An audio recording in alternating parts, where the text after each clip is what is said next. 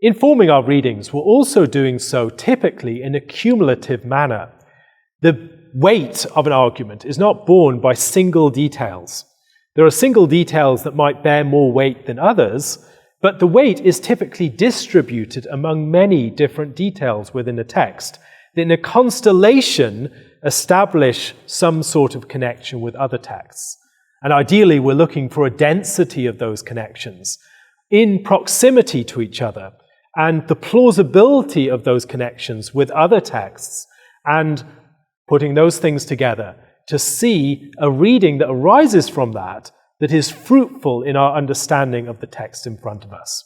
That fruitfulness is an important test. If we're seeing connections and those connections do not lead to meditation and reflection that actually opens up the text further for us, those connections are probably not helpful. They're probably not the connections that the text wants us to attend to. They may not be connections at all. Now, that does not mean that we have to dismiss them and reject those possible connections. It's possible to hold in a sort of category of possible connections things that we do not have a strong evidence for. They're things that we're testing, trying on for size, seeing if they go anywhere. There are a dozen different connections in my mind that I'm playing with at any given time, and just waiting, allowing them to simmer for a while, seeing if anything else emerges. And sometimes it does, most of the time it doesn't.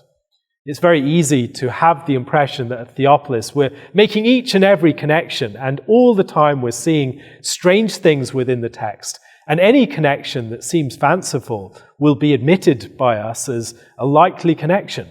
In fact, what you don't see are the hundreds of connections that we have rejected in the process of arriving at connections that are plausible, that are convincing to us, that do seem to be strong.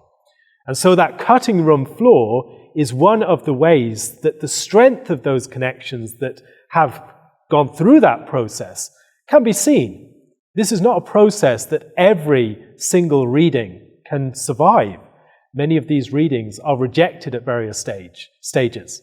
We've realized we've maybe given ourselves too many degrees of latitude and freedom.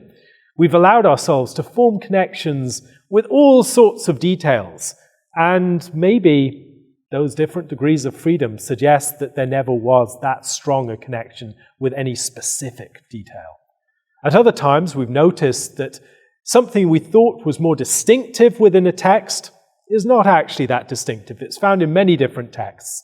And so the connections between those different texts that have that detail are not that strong. They're not that distinctive. Whereas if there's a very distinctive turn of phrase that is only found in two texts, that actually should be something that attracts our attention.